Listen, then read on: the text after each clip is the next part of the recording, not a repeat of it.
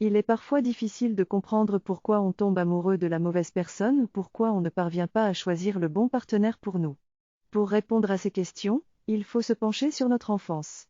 En effet, le type d'attachement que nous avons eu avec nos parents durant notre enfance influence grandement notre attachement adulte. Selon John Bowlby, il existe 4 types d'attachement: sécure, anxieux, distant évitant et craintif évitant. Par exemple, si j'ai eu un attachement sécurisé, j'aurai confiance en mon partenaire et une bonne estime de moi-même, mais si j'ai eu un attachement évitant, j'aurai plus de mal avec l'intimité et aurai peu d'émotions dans mes relations. Cependant, il y a toujours des exceptions à la règle.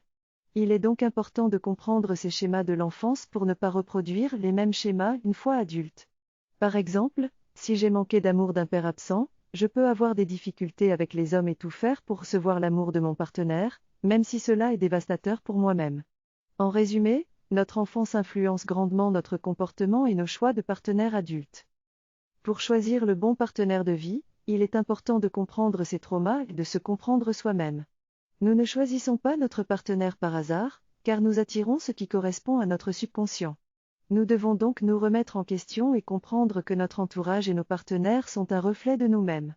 Pour optimiser le choix d'un meilleur partenaire, nous devons avoir la volonté d'apprendre, de nous comprendre et de communiquer nos besoins et nos sentiments de manière mature.